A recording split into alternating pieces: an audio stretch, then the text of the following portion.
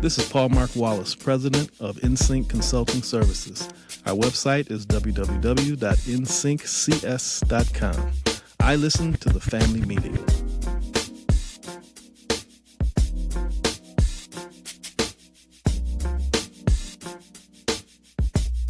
Hi, this is Valerie Simutis, and I am on the executive board for Women's March Illinois, and I listen to the family meeting. Welcome to the galactical headquarters of the family meeting. It's family meeting time. I'm your boy E. Michelle's here with us, and she does not have news. Thank you for that, Michelle. You're welcome. Thank you for that. Why you throw me under the bus like that? Well, I mean, it's obvious you don't have news. Isn't it obvious? You could have said something else. Okay. Anything else. Like what? I don't know. Just go ahead. Continue. Get nothing around here, man. Grab your phones, find us on social media. Why don't you tell them the places they can find us on social media? You can do that, right? Not by heart. Okay. Well, whatever your favorite social media is, like, subscribe, follow, and stalk, however you do your thing there on social media. Because that's where the conversation continues when we're not here on the air. You also find our website. Do that for me, tfmradioshow.com. Archived broadcasts are there. Our music playlist is there. You're going to need that during the holiday season to stave off all the crazy people. And a live link for the broadcast right now, right there. TFMradioshow.com. In the space shuttle cockpit controlling everything is Bobby Longstroke. Devin! We're here with him today in WCPT Studios. And he looks good, man. He's got fur on his face. I know. Right. Let his hair grow a little bit. Yeah. It's like he's preparing for a part. Preparing for a part, man? Yeah? Bobby Longstroke. Stop it. Bobby Longstroke does the Virgin Islands. No. You're an awful person. Actually, I think he would enjoy that, though. And why do you Wouldn't think you? that? You'd enjoy that, right, Devin? Bobby Longstroke does the Virgin Islands. No. An island full of virgins. So you don't really know him, because if you did, you wouldn't talk like that. No, I know it, because he's also a superhero. You know this too, right? Because he's a karate dude. He's got a dojo. Yes, he is. He is. So he could fight and kill and all that stuff, and then have sex with all the virgins. Oh my God! Bobby Longstroke does the Virgin Islands. Oh Lord! The lines fill quickly. The number 773-763-9278. 773-763-9278. I don't know how your headphones sound, but mine sound terrible. It sounds like we're in a bubble or something. Yeah, I don't know what we did here today, man. It didn't sound like this week. Because you were here this week, right? I was. Doing Choose Views. Yes. Choose Views. For our friend. Tell me how that went, Michelle. It was very interesting. Well, it was a lot of fun. Is that right? But we had a regular listener kind of turn on us. On us who? The audience.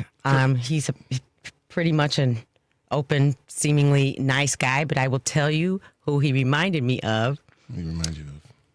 Verlon. What do you mean turned on you? What does that mean? Because he seemed pretty normal on, was it Monday? And then Tuesday. Who's he? His name is Vincent. Oh, okay. And what do you mean turned on you? I'm going to tell you. Okay, why don't you tell me? I'm trying to. Tell me then. If you would stop interrupting me, tell maybe I could get it out. Damn it, Michelle. Damn it. Tell me what he did. So he seemed pretty normal. We were having discussions about racial discussions. And so he called in on Monday and was asking questions. Listeners called to help him along, and his, what would you say, his supremacist attitude? Is that what you think, maybe, Devin? And so then he called in on Tuesday and was like, white power. My man. It was quite a twist. It was interesting. Yeah, but it was fun. That's what stood out to you, that in particular? Because it was just so dramatic. Really? Yeah. Because really, literally, he was cool on Monday and Tuesday. We didn't know who he was. So they're warriors when they're on the phone or on social media. I guess. But it was fun. Or they're in crowds. If they're in big groups, they're warriors. But they're piebacks otherwise. I don't know. But Richard has a real good audience. He's got good listeners. So it was fun. It's always fun. And then working with Devin and Henry, that's always fun, too. You mean Bobby was here? Yes, he was. He took care of me Monday and Tuesday. Right. on his contract, he signs it Robert Longstroke. Robert Longstroke. You're horrible. No, he relishes that, doesn't he? No, he doesn't. Yeah. Wish we can go back to calling him around white slave. How No, about that? We can do no, that. no. Okay. If I had a choice, I'd go with number 2 instead of number 1. Bobby. Robert. Right? Robert Longstroke. Yeah. You saw there was a campus shooting at Brown Yeah. this weekend. Yep. Yeah. Yeah. Think it was a black guy? I don't know. We had a little Are they problem with that usually? bombing thing. We had a little problem with that that bomber thing that went on. I know. Yeah, that's trouble. Are we really? Are we sure? I mean, they said he was the dude. Are we sure? Well, I mean, we'll know for sure if we ever see his hands. If they're ashy, then we'll know.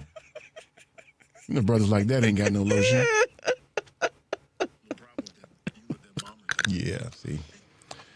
So, yeah. So, I'm just getting back from Washington this morning. Yes. Yeah, went to watch my beloved Howard Bison beat up on Hampton Institute. I said Institute. For all you Hampton people out there, Hampton Institute, we beat the Institute, both the ladies and the men. Beat the Institute teams. They came to Washington to get that beat. We sure did. So you're happy. Sure did. Oh yeah. Crazy happy. Oh, my God. Yeah. Oh, my God. Crazy happy. So, you know, you've been there. You know how we do. We went and hung out afterwards. I was hanging out with my boy Hoss. We call him Hoss. Zane. You never met Zane. No. Which one is that? He was one of my roommates. We had 5 of us in a house. I was going to say that wasn't a dorm. That's in a house. Yeah, we stayed in a house. Did you ever live in a dorm? Yeah, I lived for a dorm. This was like my junior year. We moved into a house. 1217 Kenyon Street. Like the Kenyon crew. 5 of you? 5 of us, yeah. Nice. Zane was offensive lineman on the football team. Ooh. Big fella. Yummy. Yeah, big fella. Still a big fella. He got bad wheels now, so he's walking on a cane. He's got to get surgery on his knees. Is he the one that came to the hotel and sat in the lobby with us? No, you're talking about Big Buckethead John. Oh, okay, okay. Yeah.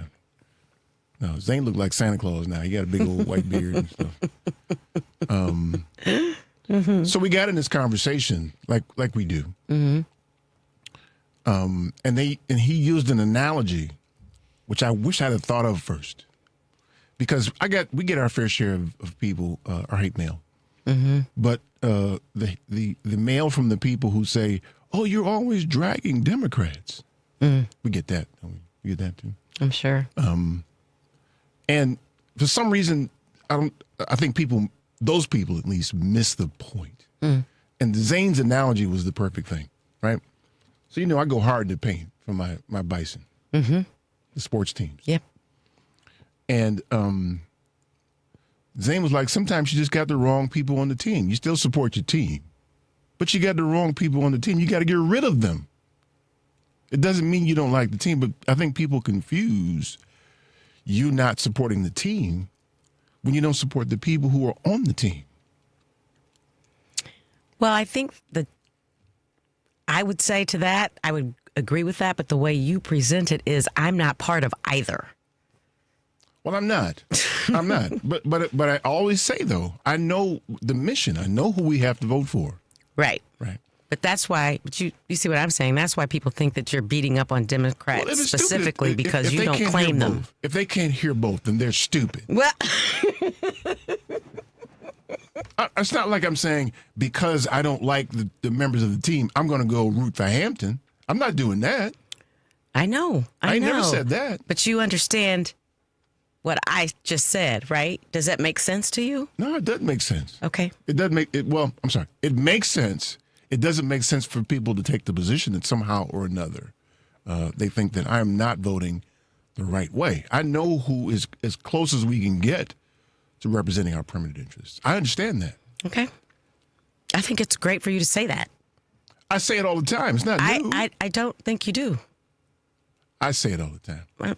There's no way on earth that you can be an intellectual person and think that I would ever vote for the Klansmen in the Republican Party. You know, sometimes you have to be very clear. For stupid people? Is that what you mean? That's insane. It's not. It's insane. I'm on a progressive station. What in the hell? What would make you think anything otherwise? I'm just. And for those who want to say there's only two choices and you got to vote one, yeah, I'm stuck with it though. Right. But we got to go to battle with this team, and they're too short, and they're too skinny, and they're unskilled. And I want new members of my team, so we got a chance to win. See, if you say it like that. These Democrats ain't worth a damn. You understand? These Democrats ain't worth a damn. They too old, and they're perennial losers. How do you lose to this dude? How do you lose to him? I think that's the question of the year. Shouldn't have happened. That's the way I see it. It wasn't a choice. Losers. They're losers. We got a bunch of losers on this team. We need to clear out the team. I don't know why that's hard to understand for some people, but it's only some people. Mm-hmm. I'm not casting aspersions on everybody, but it's the people. It's a few people who say, "Well, you shouldn't." It's especially the people who decided to say, "Well, you shouldn't. You can feel that way, but don't say it out loud because you might chase voters away." Well, you don't need them dumbass voters anyway, then, right? Who needs them? I agree. I mean, I mean, at this point, we shouldn't be afraid to have any kind of conversation about this at all. Whatever it is, racism, whatever, we should have the conversation. Oh yeah, yeah. They're afraid of a lot of conversations. Yeah. So for a big stupid person, Zane said something smart. So I give it to him. If he's your friend, he's not stupid. He's big and stupid. So we're outside of the house one day, 1217. You can Google it, 1217 Kenyon Street. You'll see the house, right, in Washington. And there's a young man who is, I presume it was his girlfriend, but he was harming her. Mm-hmm. And Zane's a big fella. Mm. But Tiff knows him. He's a big old teddy bear, though. Every time you see you, "Hey, baby, how you doing?" He's that kind of dude. What's up, baby? So Zane gets, and we're across the street. You'll see if you Google it. We're across the street from a school, and there's a fence in front of the school play yard, right? So Zane, he steps in, which is probably what he shouldn't have done. Not in the late '80s in Washington. You don't, it was damn near the murder capital. So you just don't get yourself involved. But Zane did. He involved himself. And so he got the dude, and he's holding him off. He's got this dude by his shirt collar in front, and he's holding the girl off, right? And he's like, "Y'all need to stop now, you big old, you just stop," because he's big and dumb, you see. So the dude starts struggling and swinging at Zane. So Zane picks him up one hand and pins him against the fence. "I done told you now, you got to stop." The dude's feet are hanging and dangling, and he's swinging, trying to hit Zane. And then, like, "I don't want to do this, hoes." I can't even remember how it ended, but it ended though. He big old teddy bear. Mm-hmm. You want another good one? I do. He's still got a big problem with this one. So Zane went out and got himself a pizza from Uno's in D.C. Frozen pizza. You could get frozen pizzas back then, put them in the oven. So me and Will, Killer, we were at the house. Killer? We call him Killer, yeah. I'm not going to tell you that story. We're in the house, and it's cold outside, and we don't want to go out and get no food. And Zane's pizza is in the freezer. So we cook it up, and we start eating it. And Zane's working in the computer lab over on campus, and he calls the house. "Hey, Halls, what y'all doing, man?" We were like, "Nothing, Halls. We just sitting here and chilling, man. Man, I'm hungry as hell. When I get home, I'm going to jack that pizza up, man." Y'all had eaten it all. He said. So I turned over. I had the phone. I turned to Killer, and I said, "Hey, Killer, Zane said he going to come home and jack this pizza up." Oh, no. So All right, Hoss. Well, look, man, we'll see you when you get home. We finished the pizza and we left.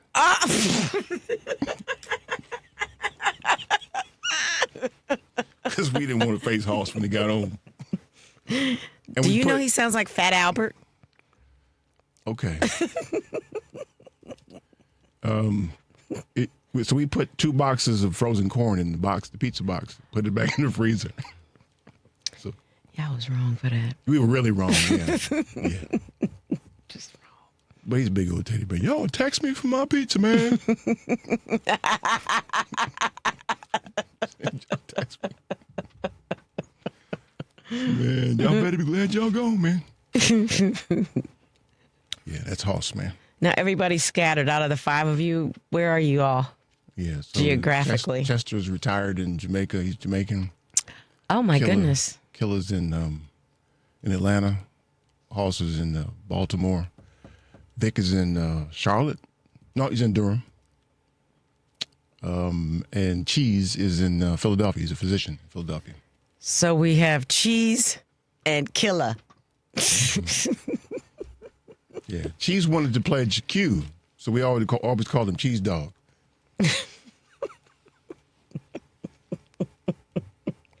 What'd they call you, Eric? E. Just E.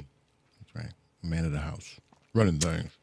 Of Running course, things. the mayor of Howard. Not that. Yes. So one of the other things we talked about, and by the way, Terry says hi. Yes! Tell him I said hello back. I gotta get this in too. So Kevin wasn't there, but we beat Hampton. Oh. Kevin went to Hampton. Yeah. Yeah. So he got dragged on Instagram by me and his son. That's right. Me and Shane dragged him. I should show you Friends the are for. picture. Yeah, that's why he didn't come to the games. He knew he's gonna get dragged if you lose, bro. Gonna get dragged. Let me see if I can show you the picture of me and Shane. That's it right there. See?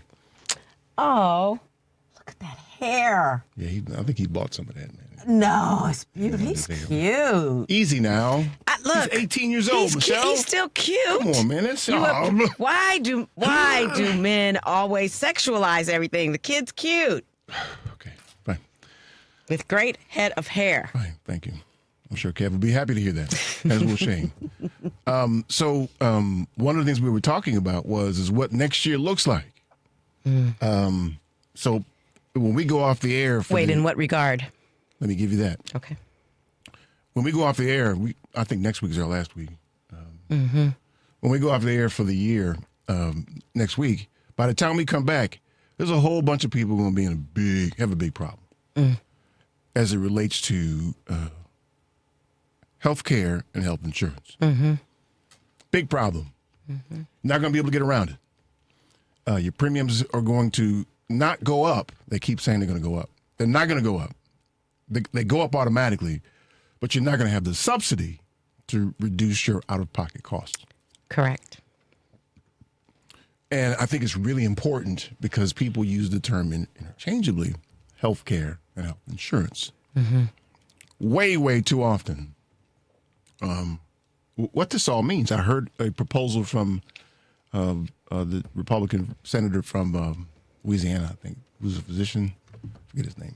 I think he's from Louisiana, somewhere, where he's talking about giving people a subsidy to offset their deductible. And I think he was trying to propose that versus giving subsidies for premiums, he was suggesting that we should give subsidies for the deductibles and just raise the deductibles. I mean, what, $10,000 deductible? He was talking about a catastrophic plan. See, I know this stuff, and I want to be careful not to go deep into the language and lose people on this stuff. I think the bigger picture, though, is what do we need health insurers for? I mean, they've got, in the Obamacare legislation, I think it was either a 30% profit margin they were allowed for. I don't remember. They had a profit margin written into the legislation for them. What are we paying them for? Why? Why are we paying them? I don't really. You've never heard me drag Obamacare before, have you? Nope. Obamacare is trash. It's trash. I mean, It's better than better than what nothing. there was before, which was nothing. Right, better than nothing. Yeah. But because, so here's the thing we got to remember all the time, and we're going to go to break on this one. Insurance companies are not in the business of paying claims. I know. They're in the business of not paying claims so they can have more profit. All insurance, wouldn't you say? Car insurance. Yeah, they don't want to pay no claims. And so you've got a financing mechanism in place that's working contrary to the overall health of the populace. Yeah. And it's just stupid. And all Obamacare did was effectively feed that. That's probably the only way they could have passed it. We're going to talk about it some more. The number is 773-763-9278. Stay tuned for more of the Family Meeting.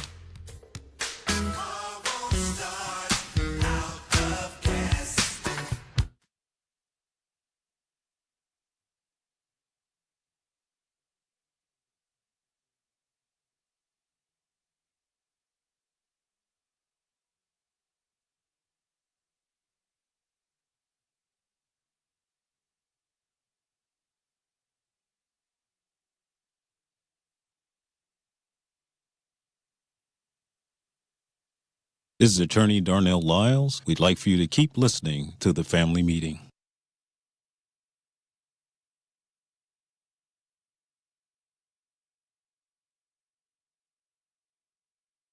Hey, Family Meeting cousins. As you know, we've created a Patreon Family Meeting subscription and membership page to include you great listeners in our effort and give you a chance to very economically promote your business, organization, or local event. You can contribute as little as $5 per month to get your message out and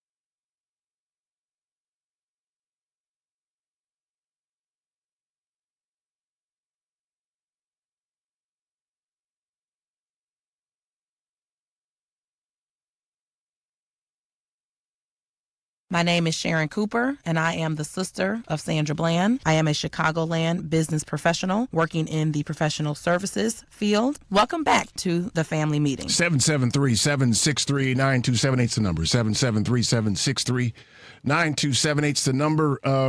So let's talk about what next year looks like when these Klansmen kick in with their plans or lack of a plan. So there's a lag, as I anticipated, because no need to go into all that. There'll be a lag, so you won't feel the pain until sometime probably in March. Probably in March, and that's for people who are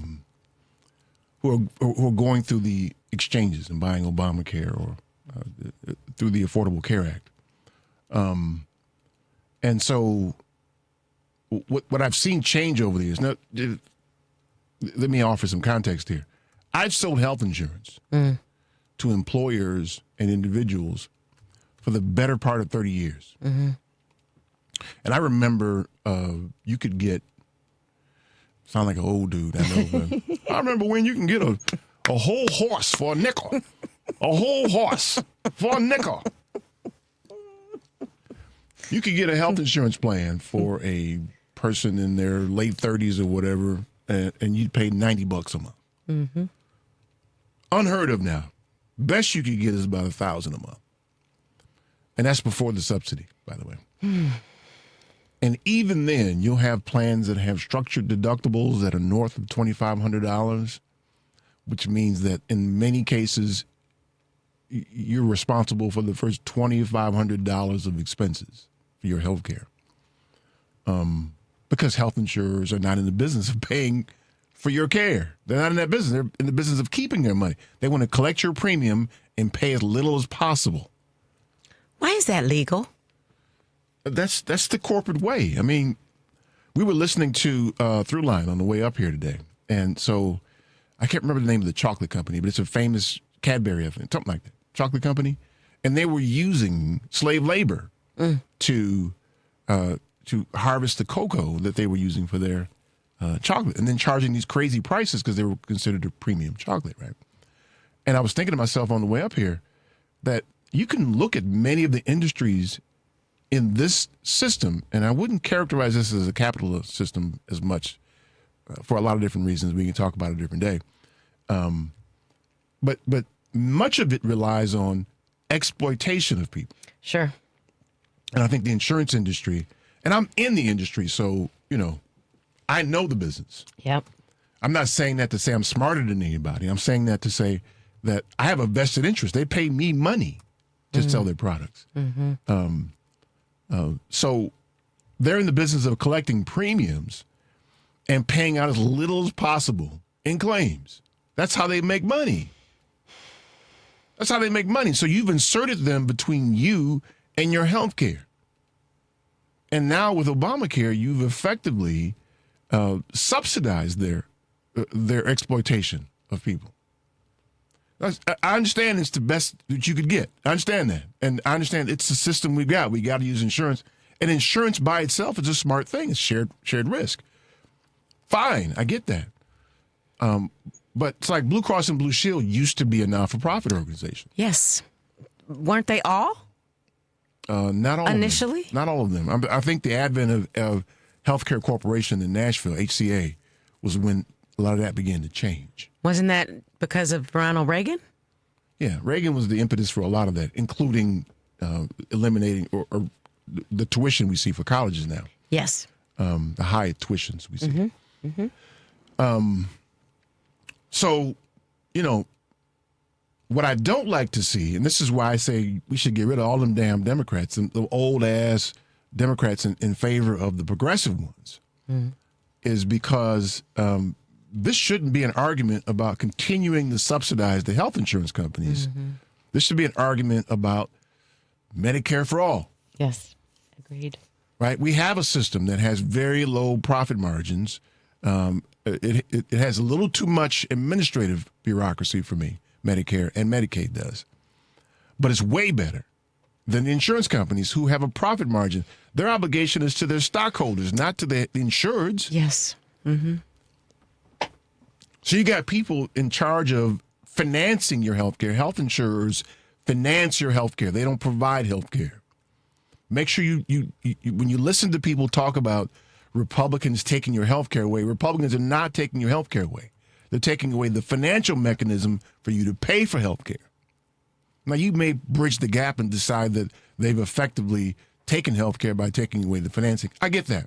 Yeah. But let's make sure we're talking about the right thing, because then we can argue for the right thing. The right thing to argue for is to eliminate the insurance companies. Yeah. Right. Take the subsidy away. Don't give them nothing. Instead of that, just lower the Medicare age to 0. Easy peasy. Yeah. Now, there's some actuarial stuff you got to do in the interim to make sure you're collecting enough money to sustain the system. And you've got to figure out how to finance that too, right? So right now, if you're paying for health insurance, if you're a single person, you might be paying $1,000 a month. $12,000 a year. So why don't you give us $600 a month? $500 a month, $400 a month, and put it in the Medicare system, and we'll knock it down to 0. That's the argument we want these people who are supposed to advocate for our permanent interests to be arguing for. Don't be arguing about giving money to people who have a profit motive around your health care, around your well-being. I agree. I was going to say, I think they want to inflame everything, every conversation. Who's they? Everybody, whoever's in office, right? They want us to be like oil and water instead of really having in-depth, nuanced conversations like you're having right now. A solution-oriented conversation. Yes. So what I'm watching the Republican side do is decide, like I said earlier, to try to subsidize deductibles. They're basically subsidizing the health insurance still. They're doing the same thing. It's not a solution to the problem. Right. Not to mention, let me get that for you. I didn't see it. I'd help my wife there. So, not to mention, I forgot my thought now. See how I did that? Welcome Yeah. to the world Good of to be there. aging. Good to be there. Good to be there. I'm so excited you're here. Let me pivot for a minute, right? Because we talked about something else last night that I want to make sure that I highlight, and I've had a front row seat for this. How rich people get paid. You'll watch them negotiate contracts, salary contracts, employment contracts, where they get a ton of stock. I think your boy, the head Klansman from South Africa, he's trying to negotiate like $1 trillion. $1 trillion, yeah, for sure. In stock. Yeah, which Okay. is ridiculous. Let me tell you what they do with that stock. Look it up. It's called margin. You ever heard that term before? They put that stock in a brokerage account with a big brokerage firm, and they take margin on it. You can borrow against that. You ain't even got to be credit worthy. You just have to have the stock. You have to pledge the stock. So if they give him $1 trillion in stock, then he can go in and borrow against it. He can't borrow against all of it. They won't lend against all of it. But say he gets $900 million cash as a loan. He lives off of that.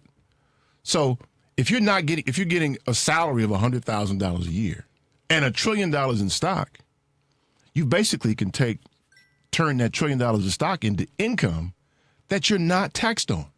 Right, because it's not earned, right? Is that the term? Yeah, it's not earned money. Yeah. Not earned cash, right?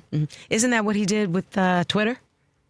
I don't know what he did with Twitter. I wasn't watching what he did, but they do that. I think right? that's what he did with now, Twitter. If you sell the stock, then you have constructive receipt. The term is constructive receipt of those funds, and you're taxed then. But if you never sell the stock, you just continue to borrow against it.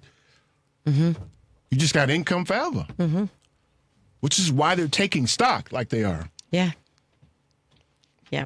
Poor people, we just can't stand a chance. But so now you've got people arguing about the wealthy people's income, and their income isn't the problem. Exactly. Yeah. All the idiots in Congress are arguing about their incomes and the income disparity. They don't even account for the stock. Yeah. Now, you can make up for that by proportionality, right? You can give employees stock. And they do that sometimes so that they look like heroes. You give a young kid who starts with the company $50,000 in stock, he ain't never had $50. Now you got $50,000 in stock, he's rich as far as he's concerned, right? Everybody feels good then. But the executive is taking $500 million in stock and then borrowing against it and buying a yacht. It's a game. It's an exploitive game that they're playing. And the problem is that we've got elected officials on both sides who are arguing for the wrong damn thing. Yeah. And so we know the Republicans, the Klansmen, we know that they are who they are. They want their money. And the Democrats, unfortunately, play that game too. At least the corporate Democrats do. That's why I tend to lean towards the grassroots candidates. Sure. Oh, sure. Who are raising money from the people who give them their currency, which is their currency is votes. Yes. Now, they got to get paid, too. I'm not saying you shouldn't get paid. But when you get to the point where, you got $25, $30 million in your war chest, and you become beholden to those people, that's just a problem for me. Yep. So this health insurance thing is going to get bad, and it's going to get bad. You're going to perceive it as being bad for the absolute wrong reason, and that's mostly what I'm concerned about, is that people will not pay attention to the real problem, which is Obamacare. It is the problem. So now that you have it out, let's argue for the thing we need, not more subsidies. We don't need any more subsidies. Okay, so who have I pissed off today, right? Probably everybody. It's Sunday. I look forward to pissing people off. That's what I do. Yeah. So, I don't watch the news a lot. I catch clips every once in a while. The news is on in the house, so I almost can't avoid hearing it. What I'm not trying station to do you avoid have hearing on in the background? She's watching MS Now. MS Now. How you liking it? It's pretty much the same, except the It's letters the have changed. Same propaganda. They're doing propaganda stuff. I was talking to Tiffany. She ain't on the air. And they don't have no black people. Anymore. Right. They chased away the black people They there. fired them. They didn't chase them nowhere. They fired them. That's a big problem for me, man. I mean, they have some on Saturday, right? I think that Capehart on Simone, Saturday, and Simone and who? Jonathan Capehart. Oh, yeah, I think he's on too. But Got about 3 of them. But all of those are more or less corporatists. I mean, even Simone Sanders, she's a shill for the DNC. She's not gonna say nothing bad about them. Bad about who? Democrats? Yeah. I don't know that that's true. She's going to be delicate because she's got consulting contracts she wants to get with the DNC. So she's going to be delicate about that. As is your boy who used to be the lieutenant governor of Maryland. Funny acting, you know what I'm talking about. Richard, something Steele. Michael Steele. Michael Steele. I can't. Yeah.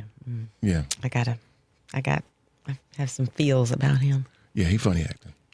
So, I mean, they ain't got nobody black. And who they got black on CNN besides, was it Abby still there? Is she still there?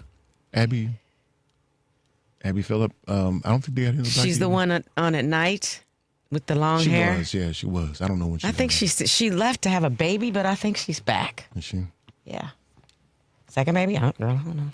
They don't have any black people on TV no more. That's intentional, right? You know that. I mean, yeah, I fully buy that.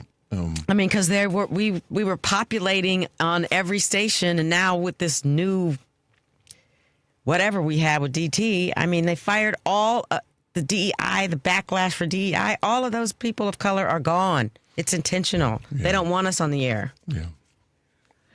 But I tell you what, Don Lemon and what's her name have Joy good Reid. podcasts. Joy Reid. yeah. They're throwing down. Well, that's cool, In the but podcast world. like they had Melissa Harris Perry on for. Remember Melissa Harris? They Perry? fired her too. Yeah. And what's the loved girl that her. was on in the morning? You know what I'm talking. Young girl went to HBCU. Yeah, I can't think of it anymore. But it's the corporatist Democrats who chased them out, though. That's not. I don't know. Yeah, they don't like them saying bad things. No. I disagree with that Completely. Absolutely. They were No, working no, contrary to the no, corporatists, and they didn't no. like that. No. We can talk about that now. Okay. That's right. That's right. That's right. Number 773-763-9278. Stay tuned for more of the Family Meeting.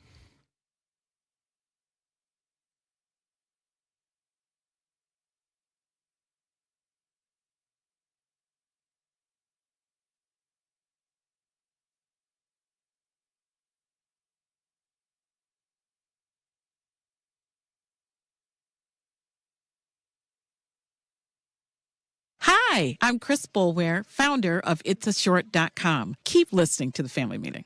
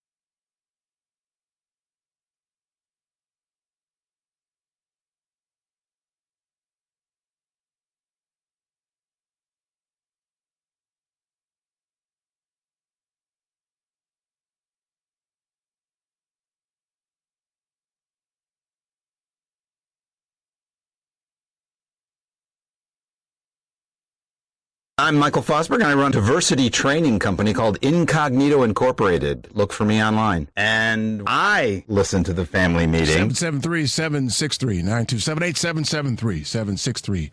773-763-9278 is the number. Give us a call, man. We want to talk about this health insurance stuff. I hear the Bears won, too, by the way. That's what I heard. Whatever. She mad about Kansas City losing. Yeah. And this is a great opportunity for them, to rebuild. They get draft picks You know now. What? We were a well-oiled machine. I don't know what happened. A well-oiled machine don't get throttled like that. That's what I'm saying. I don't know what happened. They got throttled. They had a horrible year, horrible season. Yeah, getting old. How long has it been now? 7, 8 years straight? They've been crazy years, man. That's since long. 2014. Yeah, they've been in the playoffs since 2014. That's long for a football team, man. That's long. Well, I remember when I was a season ticket holder with Marty Schottenheimer, they would go to the playoffs every year and then never get to the Super Bowl. So they've had a good run. That's right. Yeah. So anyway, I view this as an opportunity. You know what's funny is every year when we take our break, and we're taking next week is our last broadcast for the year, and then we'll be gone until sometime in late January, about a month and a week or two.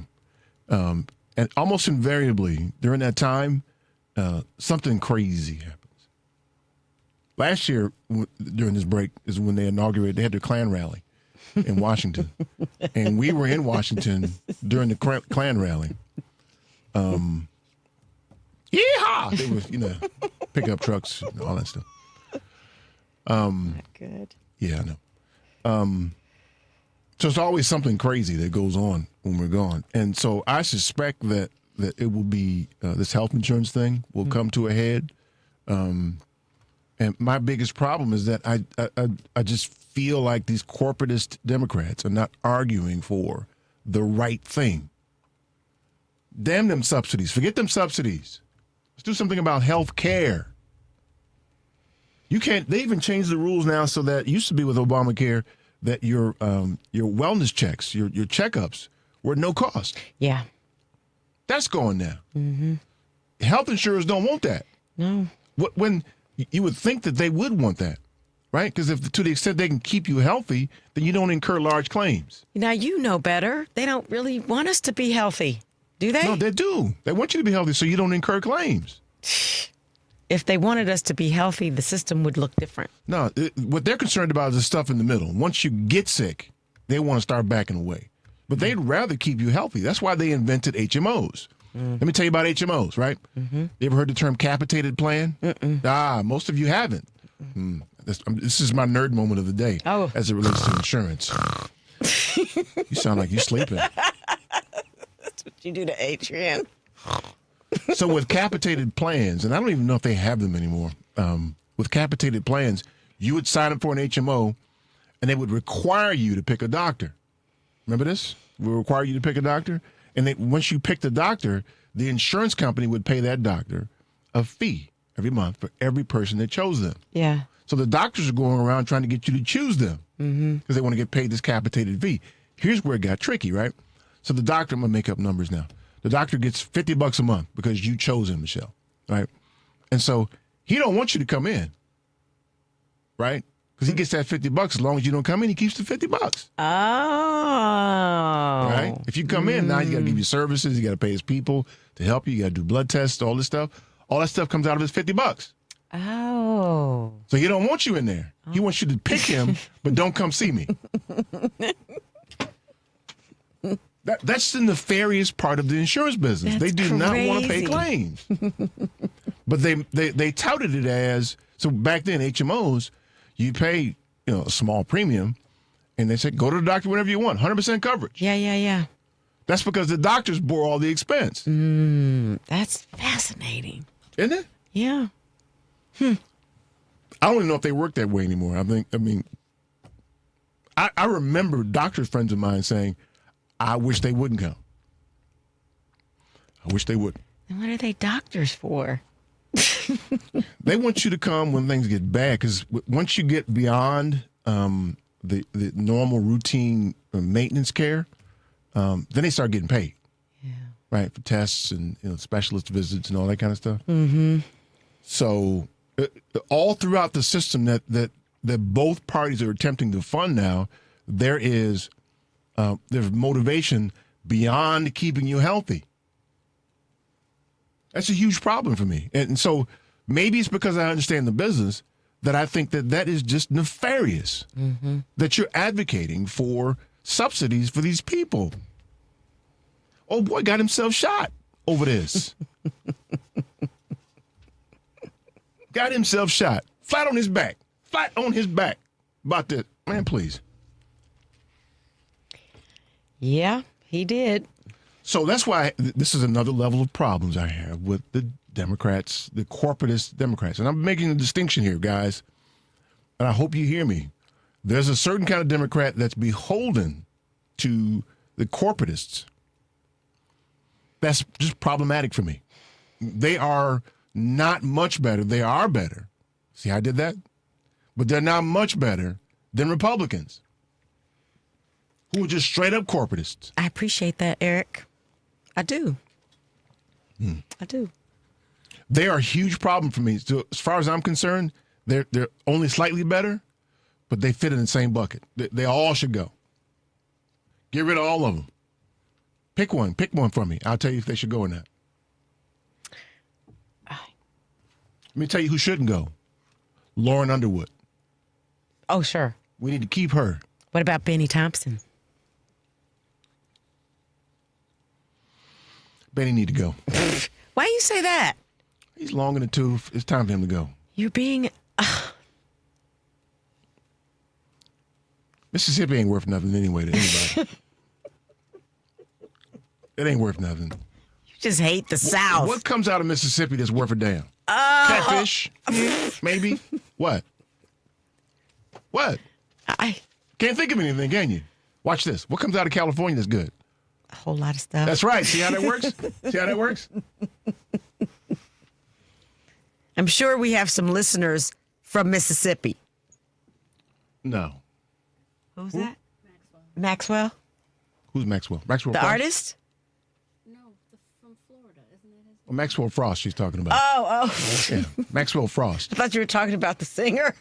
The young kid, Maxwell Frost. Yeah, I know, absolutely. Yeah, we love him. I didn't know what you were doing. Yeah. Okay, how about AOC? Yeah. Yeah. Why you say it like that? Yeah. There's a handful of them that need to stay, but is Steny Hoyer still there? I want to say no, but I don't know. What is he, 115 now? It's like, is he still alive? How old is Nancy Pelosi now? She's not running anymore. How old is she now? She's 80-something. Stayed way too long. Look, she kicked some booty when she was there and doing her thing. Don't Okay. talk about Nancy. Okay, let me tell you what's next. Although I am a little mad at her, but Who's her successor? I don't know. Her daughter. Nepotism. It's Look, incestuous. if she's qualified and she's going to be down for the cause, what difference does it make? It doesn't. If she's a good candidate Right. who will actually legislate, Right. like Lauren Underwood does, Right. fine. Yes. If she's a placeholder, I don't think that her daughter would be that. okay, let me give you some experience on this. Most of the time, they're placeholders. But I'm saying to you about what I know about her daughter and what I've read about her. Her daughter's like her mom. Okay, why did she wait so damn late to run it? If her daughter's like her, why would Nancy Pelosi hold on when she's got a replacement with a lot more youth and energy? Well, who we'll can have do to the same ask. thing? We'll have to ask Nancy that. I'm gonna tell you why she held on, because they hold on to these things like these old black preachers who stay in the pulpit too damn long. They can't hardly walk up there no more. They're absent-minded. Listen, if your brain is still alert and you still Is feel that like the you standard? and you still feel like you can make a contribution, why not? I don't have a problem with people. What I have a problem with, if you're old and you are feeble like Mitch, because didn't he fall down? Isn't he still falling down and can't get up? I'm sorry. I'm so sorry.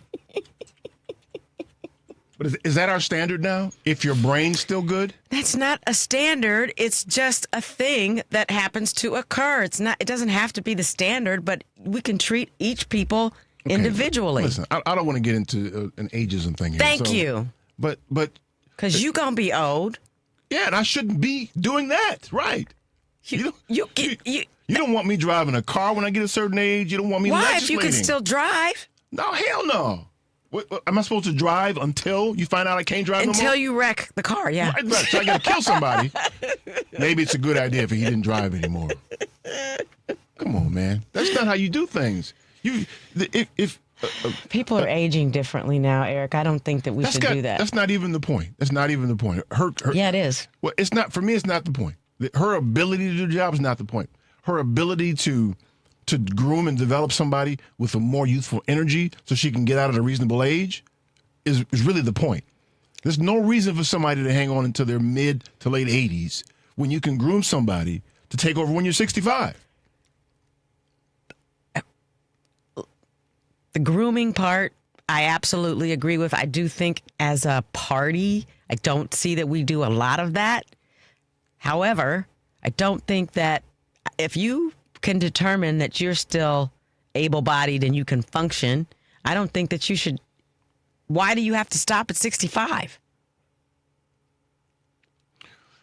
It's at a normal retirement age. If you're in your 80s, your 80s. My mother didn't start doing Tai Chi till she was in her 70s. We ain't talking about Tai Chi. We're talking about. Do you know what I mean, though? No, I don't. What I'm saying is you don't want her piloting a plane in her 80s, do you? Say that again. I'm looking at Tiffany. Say it again. You don't want her piloting a plane when she's in her 80s, do you? If she still thought if she was still able to do it, Until yeah. she crashed the damn plane, then you say, okay. Well, I'm sure there are tests, competency tests for those. But you know what I mean, Eric. I mean, you don't just toss people makes aside sense. because they're a certain makes sense age. that you get to a certain age. You've been doing this for a long time. You're in the process of grooming somebody, and they normally wait until they're damn near dead before they get out. And that doesn't make any sense to me. It makes sense to me for you to get out while you still have energy to help the person that you're helping elevate to your role, so you can be an integral part in developing them. I don't disagree with that. But you mess around and be 89 years old, can't hardly walk no more. You can't help them. You should be doing that the entire time that you were in that position. All right, you so should here's the deal. Michelle crazy. She ain't got no news today. So I got news. You got news? I got news. Yeah. I wasn't ready for this. Then we don't have to have news, but I got news. Let me see how we can juggle this then, right? Okay. That's crazy. How you gonna have news all of a sudden? You said you didn't have news. Are you that damn old? What? No, I did Maybe it you while need to I did retire. it while I'm gonna knock you the 773-763-9278. Stay tuned for more of the family meeting.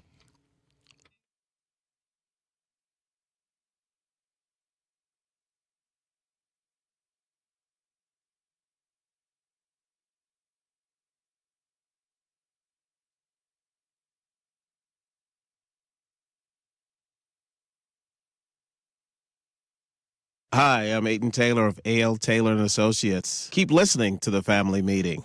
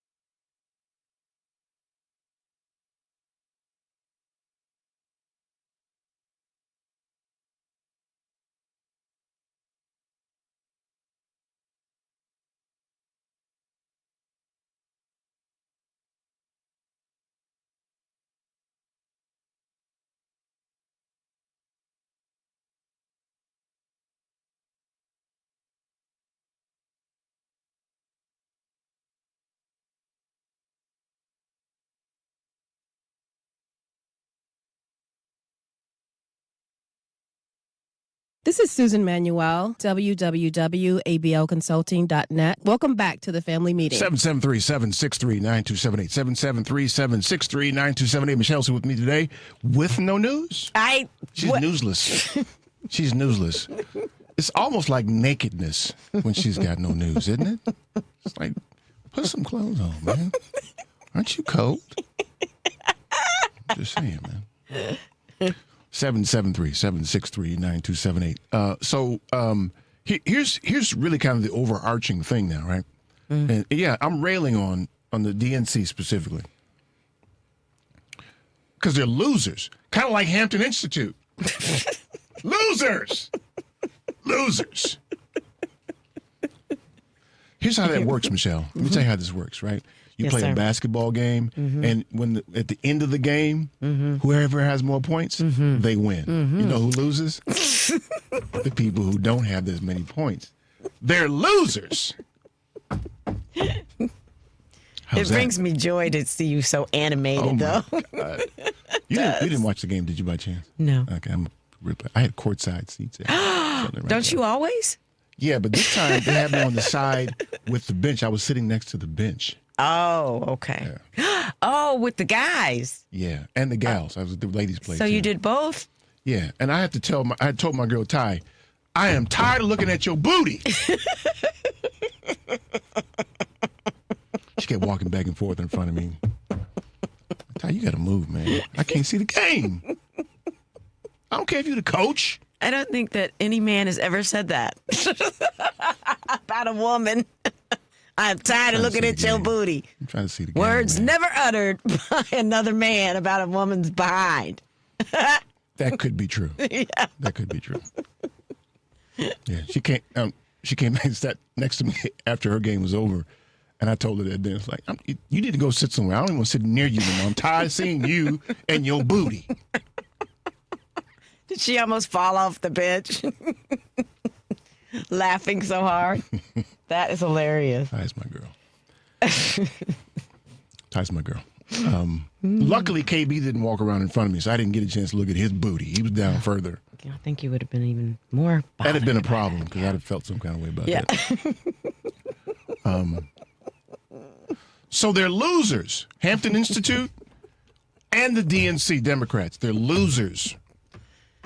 If you lose to a team that has an orange imbecile who wraps his hair around his head, who has committed a coup, who's got 34 felonies, it's not them, it's you. You got a problem. It's a problem, yeah.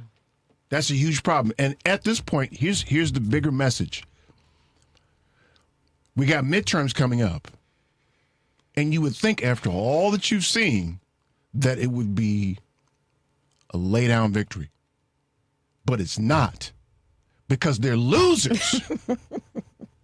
They're Hampton Institute. I'm keeping hope alive. See, the fact that you have to hope against somebody like that means that you're a loser. I'm a proverbially, not you personally, you proverbially. I know.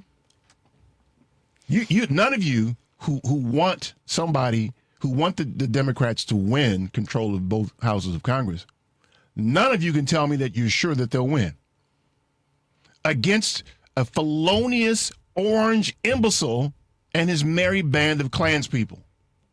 It's bad. It's bad. Not even sugarcoat it. It's bad. We shouldn't be here, but we are. So it becomes offensive at a point when people want to tell me you shouldn't talk bad about them. Why wouldn't I talk bad about losers? I like when Hampton Institute loses. I like it. If we're losing, if my team is losing, then I'm saying you need to get rid of these people. If my basketball team is losing, we don't have a good enough team. Our team ain't good enough. Ask Bobby Longstroke. He knows. He acts with the best of them, right? With the best of them, right? You don't want no subpar actress with you in your little scenes that you do. Stop! You know how he does. Stop it! See, he agrees. He's clapping his hand. He wants Devin, do not encourage that. Top flight actress. Stop it! I'm just saying. Oh my goodness. So I mean, if you think about it that way and get out of this whole "what gang do you belong to" stuff. If you get out of that mode, you got to get out of that mode. Which gang do you belong to? Who you with? Get out of that. and decide who you want on your team. Are you trying to win, or are you just trying to be on the team? You want to get a jersey? That's all you want? Fine. I'm trying to win. This is actually a pretty good analogy. Thank you very much. You're welcome. Thanks to Hoss. What's up, baby? Fat Albert. Here's another good story, right? So Killer, all of 5'7". Oh, no. Weren't you all on the basketball team? No, Killer wasn't on the basketball team. Okay. Killer was an actuarial science major. He did math. But Killer, he wrestled in high school. Okay. So at the time, Zane's 6'4", 280. Big fella. Mm-hmm. They come in my room, and we had just finished watching like WWE or whatever the version of wrestling was at that point. Wrestling? Yeah. So Hoss comes in the room and says, "What's up, boy?" Start pounding his shoulders. "You want to get into it today, boy?" I think we might have been smoking weed or something like that. Of course you were. But he didn't realize that Killer wrestled in high school. And somehow or another, I had a queen-size bed. It was sitting on the floor. And you mean a mattress? A mattress. They had a box spring, too. It had a box spring. Okay. It's a good bed, too. Somehow or another, they engaged, and they're tussling a little bit. You know, so Killer's 5'7", 160 maybe. But he's scrappy. As hell. Because somehow, and here's the part that's a little bit disturbing. Hoss, 6'4", 280, had on a shower skirt. Do we want to even know why? He had just got out of the shower. The fella's in the house. Had on a shower skirt. It was. So here's the good part. Somehow or another, they engaged. Killer got back round behind him, flipped him upside down on my bed with his fat ass on my bed, and he was pinned there with his feet pointing in the air. With the shower skirt on, yeah. Uh-huh. Y'all nasty. Killer said, "All right, big boy. Give in yet, big boy?" It's just nasty. You shouldn't say that. I know stories about you now. Don't do that. Don't do that. Yeah, but you're the one that make those stories nasty. That was nasty. Okay, let me go to the phones, man. See if people want to hate us now. Hate me now. Anybody want to call about the losers? 773-763-9278. They lost to an orange imbecile who wraps his hair around his head, who committed felonies, paid porn stars, all that stuff. List, you can spend an hour on the list. And do we even need to say Epstein? Epstein. And he had a disastrous term where arguably hundreds of thousands of people died because of him. Over 1 million?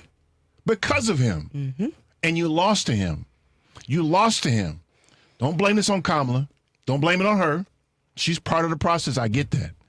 The DNC should never lose to somebody like that. And you're sitting here now hoping that they win against a person like that. They're losers. They're Hampton Institute all over again. Okay, let me see which one of these is the phone here. Okay, this is the phone here. Let me see what's on. Adrian. Oh, drunk ass Adrian. What's up, man? Hey, what's happening, family? Hi, Adrian. Good to hear you all's voices. Man, Stella got me putting up Christmas trees. You said trees, like multiple trees? Trees. She got me putting up Christmas trees. It's probably just one, but I'm seeing double. So I'm saying trees. Okay. On the sauce today. Okay. Are you putting one in the gazebo? No, I'm not putting one there, but that's a good idea. They have a gazebo? Got one going up in the front room. Who has a gazebo? You have a gazebo? They have a gazebo. Yeah, we have a gazebo. That's where we spend our time in the summer. That's where we spent most of our time doing COVID because we couldn't go nowhere. In the That's gazebo. really, really light-skinned of you. Really light-skinned. Oh my God! Get a life. Get a life. So what do you I want, was man? calling about the conversation around healthcare and insurance. So just two quick things. Well, one really quick thing. So Stella, during the conversation you guys were having, she mentioned to me that she got a promotion recently and a raise through that. She got a raise, but that raise was offset by the cost of her health insurance. Wow. So Hi, Stella. The increase in her insurance offset her raise. So it really didn't mean anything. The other thing that I wanted to share with you is I have someone very close to me. And, like a lot of people, we talk about how expensive insurance is. And a lot of people, they don't kind of know. I said a raise. Go and get. So some of these people, a lot of people, when they hear the conversation around insurance and medical costs, they don't really know, how expensive it can be for just like some minor things, unless they go through it themselves or they've been close to somebody who's gone through it and they shared this information with them. And a lot of times people talk about what they went through, but they don't talk about how it cost. So I had a person that's really close to me.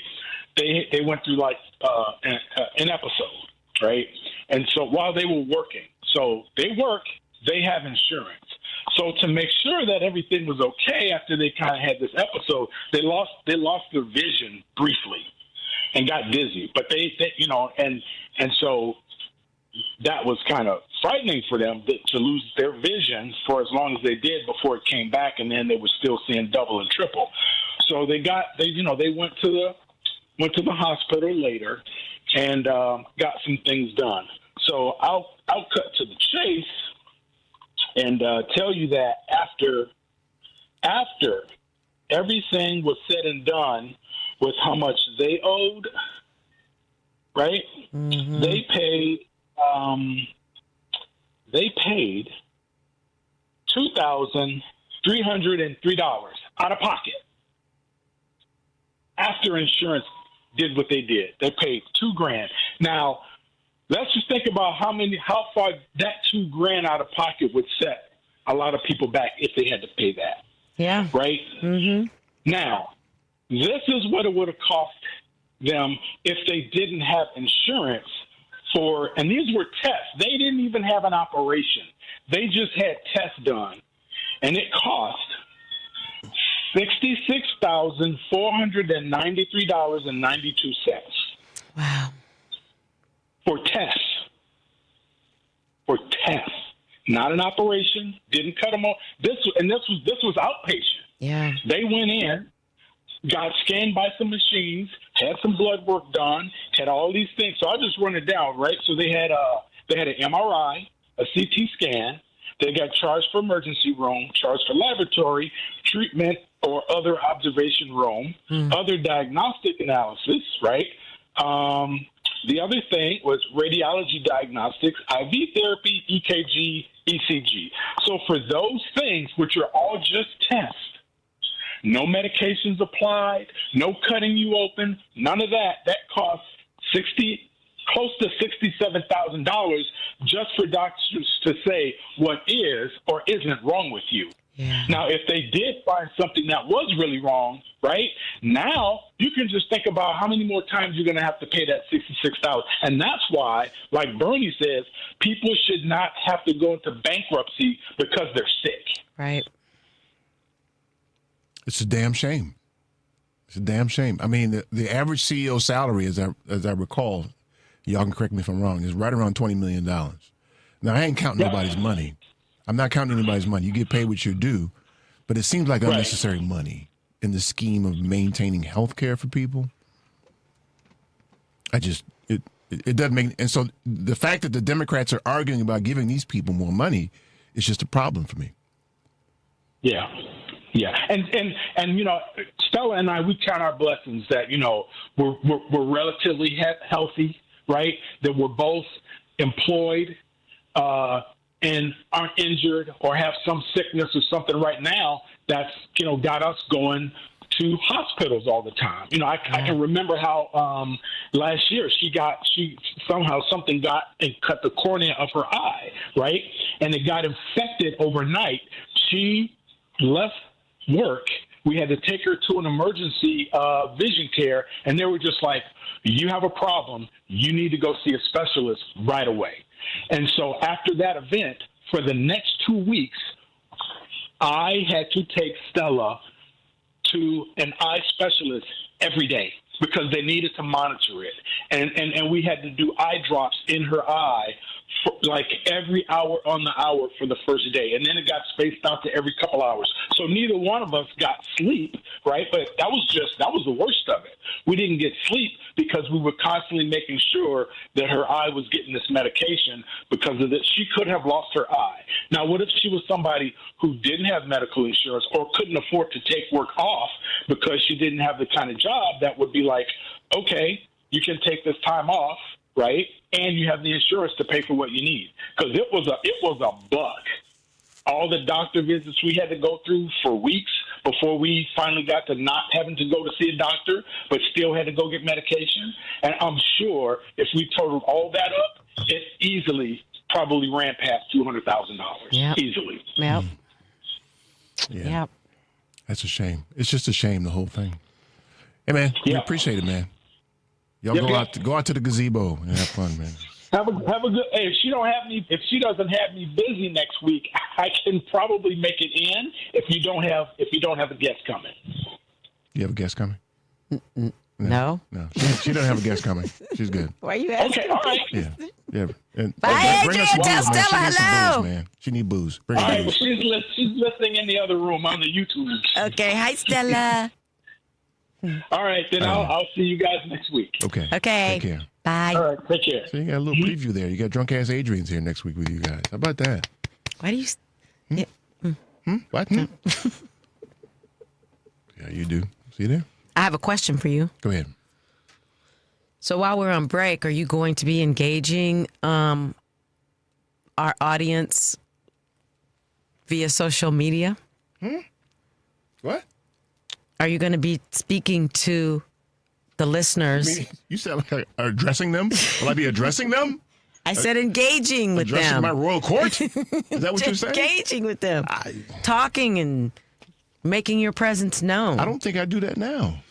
Then why do you keep telling us? Why do we tell people to go to those places? So they can talk to you. I don't have access to them. You do actually. You just don't take advantage of it. I do not. I gave you Why you access lying to it. right I now? gave you access. You You lying just don't right take now. I'm supposed to share with my royal court. Yes, your peoples. Address my people. Your peoples. They need to be addressed. Yes, they'll miss you when you're gone. That's what I doubt. That's what I doubt. Some of them out there like, I'm glad he's gonna be gone. No, so y'all look at the social media accounts because he is talking to you. No, I'm not really. Yes, he is. No, I see you post on post, Instagram all the time. I ain't talking to nobody. Yeah. The number is 773-763-9278. Stay tuned for more of the family meeting.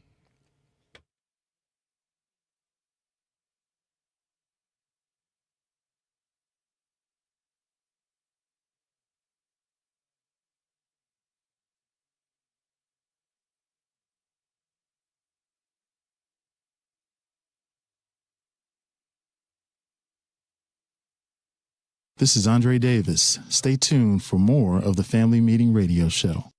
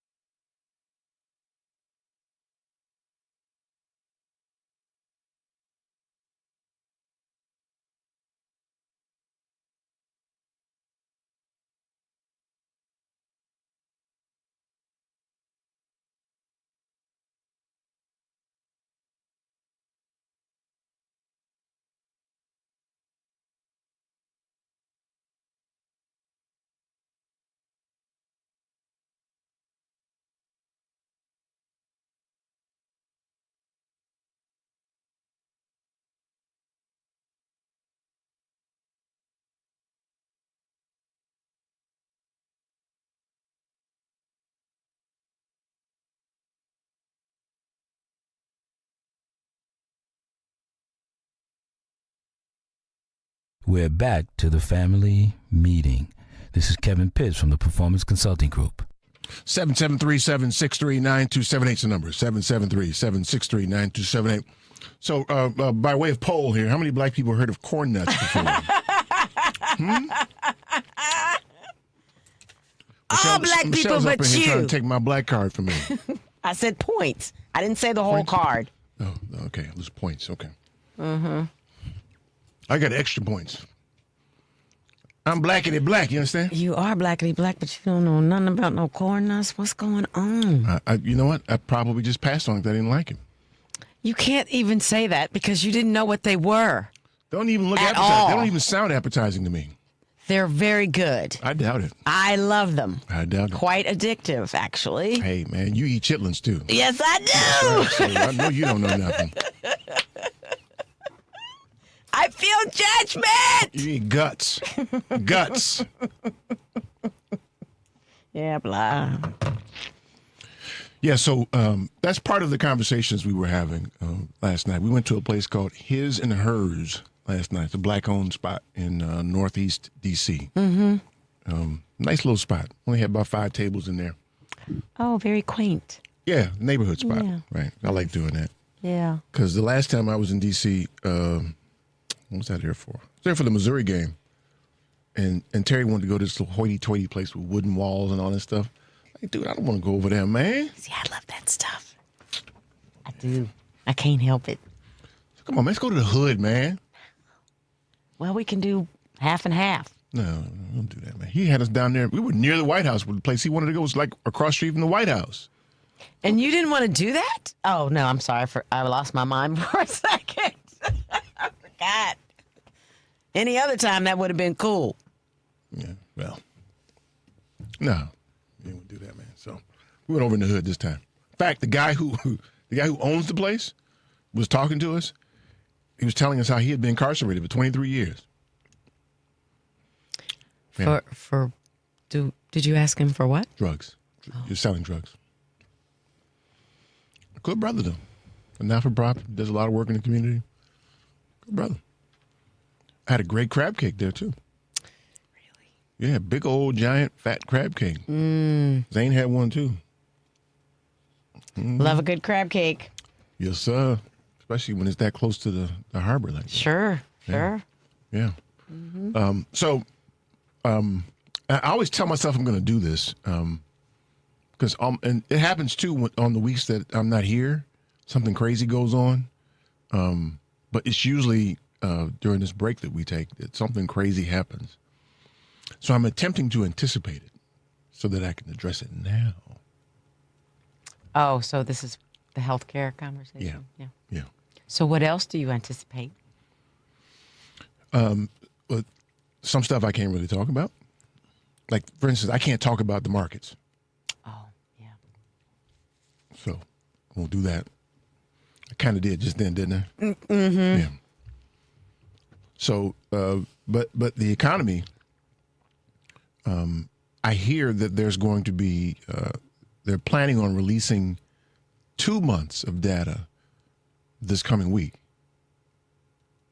Because they held off on releasing data, right? Mm-hmm. Because it was bad, probably. Mm-hmm. Now they're going to release it. It's probably going to be doctored up or something. Mm-hmm. And I also hear that they released some more Epstein pictures or something. Yes, they did. What did they discover? I don't think that they discovered anything new. Just the pictures were new. I don't think they discovered anything new. It's just the pictures were new. Same people. I mean, they may have had a couple of new faces, but, same stuff, different day. So this is one of the things that puzzles me. Was anybody in the pictures that was not this orange imbecile that was of note? Bill Clinton in any of the pictures? Yeah, he's in some of them, yeah. Is there anybody else? I mean, nobody different than, it's all still the same people.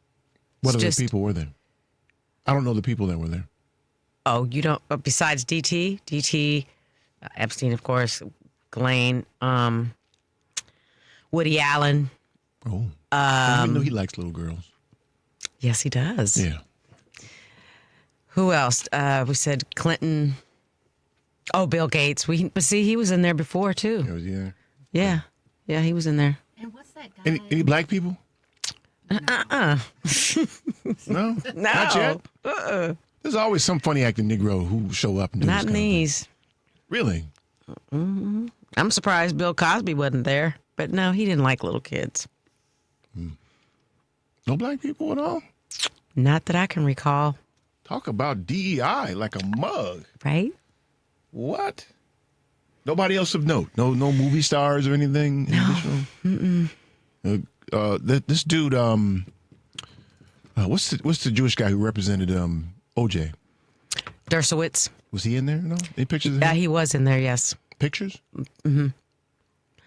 They did, and they also did mention that there were some pictures of people having intercourse.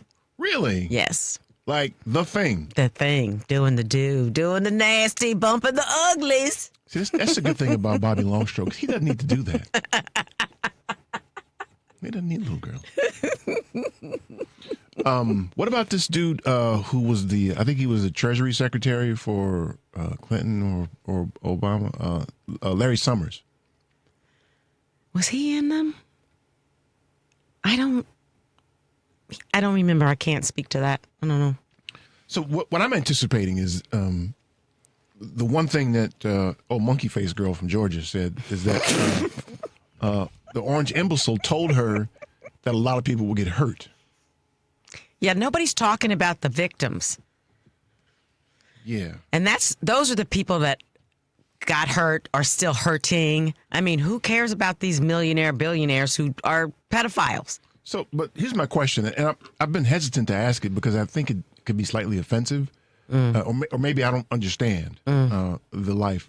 But those who were the victims of these people, why do you think they aren't naming names? Fear. See, I don't understand. That they could lose whatever normalcy of a life that they have now, that they could lose all of it. They've been threatened. But they're standing in front of microphones now saying that I have But they're now doing it as a group. Right, but they're still not naming names, though. But because they're scared. If you looked at some of those press conferences from those women, they don't want to name names because they're in fear for their lives. The woman who wrote the book, the last thing that I remember reading from her was, if something happens to me, I did not kill myself. Those were some of the last words she said before she died. It seems to me that they should be able to say it and get like the Fruit of Islam to protect them or something, don't you think? That's what I'm saying. I don't understand completely. Because they could blow the lid off by naming names. There's a reason they're not. They're afraid. Those people those people's reach extends everywhere. So how do you get them unafraid?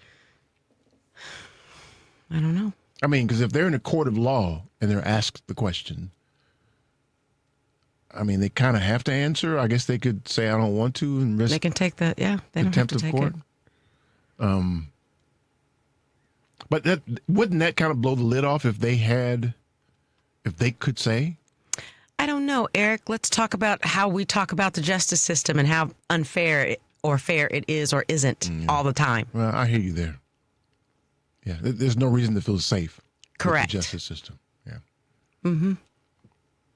You'd have to have the Fruit of Islam come protect you because they wouldn't compromise. But so it's that deep then. Yeah. See, I'm displaying my ignorance now because I've never been in that position. I've never known anybody in that position. It's that deep. And here's the thing. It's still happening. Just because Epstein is dead and we're talking about this, that stuff is still going on. They are still trafficking women and girls. It's still happening right now.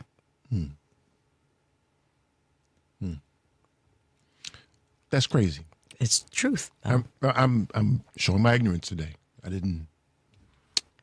I think it's not a bad thing that you're ignorant about it. Well, you know what I mean? I'll take that. I don't want to have firsthand knowledge for sure. Yeah. Definitely don't want that. Exactly. But when I saw them, when they said they were going to go speak in front of the Capitol, I thought, okay, cool. They're going to name names today. And they didn't. I was like, wait, what are you doing then? Why are we doing this if you're not going to name names? because they're putting a face to the trauma so that other women can feel safe enough to come forward. It's like, you asking that is like asking why it took them so long. You know, and it takes... Yeah, and I'm sensitive enough to know I shouldn't ask that kind of question. Right. I know. You shouldn't. I know, because I don't understand the trauma associated with it. Right. And I'm telling you out loud, everybody, that I don't understand the trauma, because I feel like, and I don't know this because I've never had it happen to me, that I'd be singing like a bird if it were me. But I don't know the trauma to know. Yeah, and you don't know the people that these people have, like I said, they're everywhere. They have power, they have money. What they did a few months ago, well, I thought that was amazing because that was really hard. So doesn't that kind of portend a scenario where we never find out? Sure. We're never going to know all of it. I think we're never going to know most of it if that's the case. I don't know. There's so much information everywhere. There are different groups, different bodies of organizations and people that have their own material. Aren't they at risk now just for saying I'm a victim? I don't know. Probably. I'm sure they're still scared. It's scary. Yeah, I've never been under that kind of duress. I've never been felt threatened like that before, so I don't know what it's like. Yeah. And it's uncomfortable even asking the question because I don't want to sound insensitive. I'm not insensitive. I just don't understand. I think it's good that you're asking the question though, because it's because men need to understand too, and maybe this conversation is helping someone else understand it a little better. We should never be ashamed to ask questions like that because it's important for you to know how damaging an act like that can be to a woman, any person actually. But we should all understand the enormity of how bad this is. That's bad. Mm-hmm. That kind of sets it up so that we never hear about this. Those people are, like I said, always never held accountable. If at some point they are held accountable, it'll be posthumously. Yeah, sure. Yeah, he was there too. He's dead now, but yeah, he was there too. Yeah. Yep. So then ultimately, what does that say about the country then? Well, we already know how screwed up we are as a country. That's why we're here now. This is why we're actually this is why we're actually having conversations, not we, about how damaging this is. When Megyn Kelly, whatever her name is, was talking about the age 15-year-old is different than a 6-year-old and all of that, when we are here having this conversation, I think that we've just jumped the shark, as they say. It's all bad. We've done what? Never mind. You don't know. You didn't watch Happy Days, did you? I watched Happy Days a couple of times, yeah. So jump the shark. Do you remember when Fonzie actually... It means that we've just gotten to a point in life, in conversation, that's just ridiculous. And it's just, we shouldn't be having it because it's so bizarre. So you used past tense or in your characterization there. You saying we've gotten here or have we always been here? I think that that's a valid question.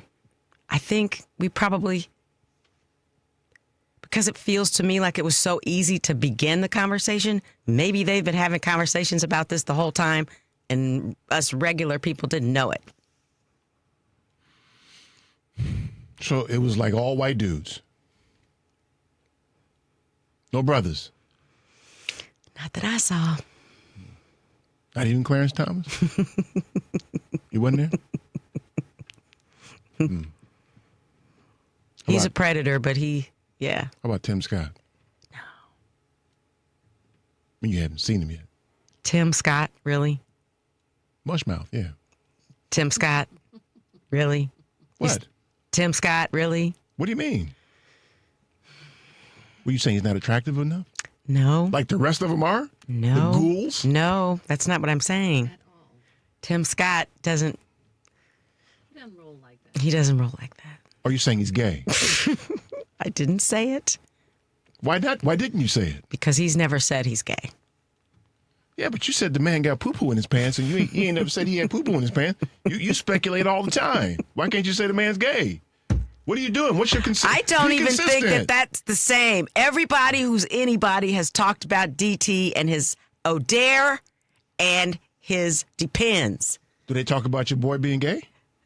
Yes. But you can't talk about that? You were asking it as it concerned. No, you were saying like it's a hush-hush thing. plane. Like you can't say it out loud.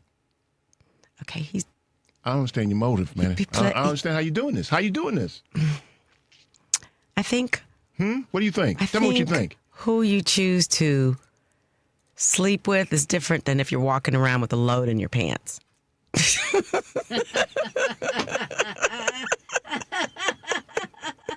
I just don't see it as the same thing. Okay, there's a clear distinction between your mate and dropping loads in your pants. I got that. Mm-hmm.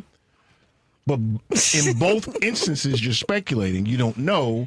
You have it on good account, right? It's in print. The man has never sued anybody for saying that he craps himself. Well, it's in books. He'd have to answer for it in court if he did that. But he could sue for defamation. Defecation, you mean? But boom. See, he did that. I just understand how you pick and choose. When I just explained it. I just explained. No, I'm saying you picking and choosing between how you speculate. You're speculating about both, but one you can't say out loud. I'm not speculating about the load. You have no way of knowing that. What did I just say? It's in books. It's in print. You mean other people told you? People have written articles about it. Other people told you that. Okay. Right. So you don't know it. You know people who I said know it because it's in print. And people talk about it. it was in print that Dr. King was a communist. Oh, my God. You just going to believe that, too? Subtle difference, man. You just get stuff out of your behind. Oh I do not. God, you do too. It's inconsistent is what it is. Yeah, whatever. Oh, now it's whatever. Yeah, it is whatever. Now you're going to get indifferent about it. Because I'm going to get ready to knock you out. I ain't worried about you, man. I'm worried about you for a second. Yeah. Okay, let's do this and take a break here and take one last call here. Okay. Stay tuned for more of the Family Meeting.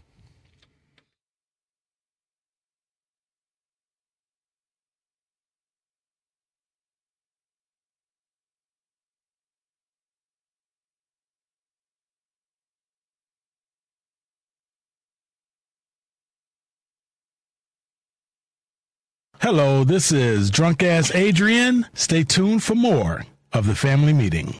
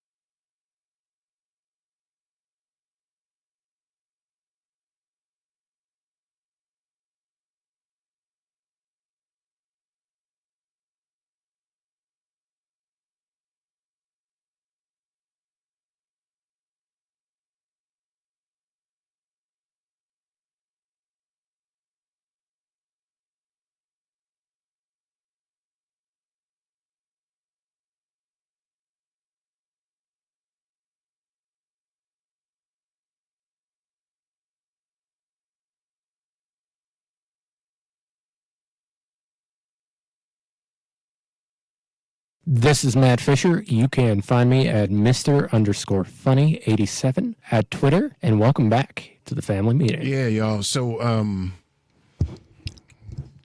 what are we talking about today? Losers. Hampton Institute. Losers. The big L. Loser. That's right. I was walking around the gym doing that too, by the way. I believe it. Yeah. Our guys played well, though. They played well. They almost gave it back to them, but they couldn't read, so they couldn't win. And the ability to read kept them from winning. That's how that works sometimes, you see? See how that works sometimes? This is mean. Inability to be literate affects your ability to win. Let's see. One last call here. Let's get Cam in. Hey, Cam. What's up, man? Hi, Cam. Is it Cam? Is it he or she? It's a he. Okay. You got one of those names, man, like Beth. He's called before. Is that right? Hey, Cam. Hey, guys. Thanks for taking my call. Hey, so just to give some context, because I don't want to sound like I'm defending any of the, I call them old guard Democrats versus like Republicans have a lot of old war hawks in their party. The old guard Dems, like Chuck Schumer, I absolutely despise these people. They're terrible. I wish that they were gone a long time ago. So with that out of the way, because I really want to stress, I'm not defending them, but there's two nonpartisan groups that I highly recommend that you guys take a peek at. They don't take big donor money or anything like that. In fact, I know big donors don't like them, and as a result, it makes me think they're probably doing something pretty good. These two groups, smartelections.us and Election Truth Alliance, both of them have been collecting data from each of the counties or state offices. It depends on which state it is, because every state publishes their election information differently. They've been collecting it all from 2024 and honestly many elections prior to 2024, but they've been going through it all, and they see that there is incredibly strong evidence that 2024 was manipulated, likely at the tabulator level. And I know we just dealt with MAGA screaming, and they still scream every day, about how 2020 was stolen from them. But this data that these two groups have show probably reasons why people like Trump were screaming about getting rid of mail-in voting, because those systems have completely different chain of custodies and use entirely different companies for the machines to sort the votes, that they don't show signs of manipulation. And neither the same-day voting or early in-person voting, neither of those are safe. Those statistics show that they've been manipulated similarly to how Russian elections are manipulated. So let me ask you a question, Cam. So if for some reason someone were to take this up and they were to find some malfeasance in the 24 elections, what do you think that they would or should do about it? And that's a great question, and I'm happy that you asked. So in the case of these two groups, I believe that they're doing what they can right now, which is bringing it to court in lawsuits. One of the lawsuits was actually recently in Rockland County, New York, and they brought the lawsuit with the third-party candidate, who in my opinion is a bit of a loon. But the third-party candidate still had valid points. Broken clock is still right twice a day kind of thing, you know? And the third-party candidate, Diane Sayre, she did have people who signed onto the lawsuit saying, yes, we voted for her and we are not present in the final counts, period. And that was kind of their way to get into the lawsuit with that third-party candidate. Halfway through the lawsuit, Diane Sayre changed her view on it, like almost like a 180, and it's documented in the court documents that she seemed to have been intimidated to drop the lawsuit because she wouldn't discuss it any further. She just left it, just got out of it. She kept saying that she needs to get out of this. She just needs to get out, and wouldn't explain any further on that. So then the lawsuit ended up getting dismissed because there's no legal ground for them as an organization, Smart Elections in this case, for them to bring the lawsuit to New York. In the other lawsuits case that's open right now, this one is in Florida, and it's still got to start. It takes a long time to get these things rolling, but I know they're trying to get one in Texas, and I think South Carolina. Florida, I think is still being built. I think they brought one just now against Pennsylvania. But if someone had the guts to stick it out, what's the remedy? What are they asking for? They are asking for full hand recounts of the ballots before they get destroyed during some point next year in order to confirm. But what happens if they determine that he didn't win? What's the remedy? Then you have to go back to fully paper elections like Australia does. You can't do these. Wait, hold on a second. So you're saying that if we discover that he didn't win, he gets to still be president, but we got to change how we vote. Is that what you're saying the remedy is? It's not that I'm saying that that's a remedy. This is the part where I'm trying really hard to stay on facts as we know them right now. Good. In my opinion, I would love to see him get dragged out of there and thrown on the lawn and then dealt with after that. But that's not realistically going to happen. That's the problem. Yeah. But because the Democrats are cowards like that. They never do that. The Democrats are too cowardly. They are. I agree with that. Yeah. And the Democrats, from what I know, because there's ones in Wisconsin that have been brought this information, and they just look at the credible people that I know that have brought the information to their attention. They've just looked at them like deer in headlights, and that was their words. I brought it to the Wisconsin Election Commission, and they went back and forth with me for like 3-ish weeks. This was a few months ago, but they went back and forth with me, and they came back and it ended up with them telling me the claims made by these two groups do hold some merit. And then they cut all contact. They didn't do anything about it. Anytime I had asked about what are you going to do about this, they said that's up to the Secretary of State. The Secretary of State ignored my emails and told me to contact the Election Commission. Yeah, they'll just pass the buck and nobody will ever do anything. That's really the problem. We've got feckless people that are in both parties that are running things who won't do things. This is to discover that, to bring that to light, is dramatic. It would require major changes in the current person in the White House and in many offices, and nobody wants to do that because they're cowards. We're a country full of cowards. I tell you, when they started talking about the Russian interference years ago, I always thought that we should go strictly back to paper ballots because this electronic thing is too uncertain. Well, that's part of the problem. The biggest problem is that we don't require people to vote. Voting needs to be mandatory so we actually know who the populace wants to have in the various offices. You make it mandatory and you put it on paper, then you're cooking with something. The way it works now, it suits the corporatists and the Republicans. And that's the way they want it. Cam, thanks for the information, man. Stay in touch, will you? Thank you, Cam. Yeah. Oh, man. That's good. Listen, I felt the same way. Like something funny was going on. And I'm not sure that Kamala actually lost, to tell you the truth. I don't think so either. Yeah. My problem is not whether or not she won or lost. The fact that it was even close is a problem for me. Yeah. But that aside, I can't see anybody standing up and saying, this is what we got to do to remedy this. Yeah. And it cannot be that you discover that the election was not fair, was stolen, it was dirty ballots or whatever the case may be, and we just leave things where they are. It can't be the case. I know. Has to be changes, and nobody's willing to do that. I dare say, and I'm being absolute in this instance, nobody who can do something is willing to do anything. Because they're feckless people. That's why they all got to go. Don't you think that if your favorite person, Bernie, if it were his decision, you think he would go in and kick some furniture over and make changes? I'm not sure. Do you think AOC would? Yes.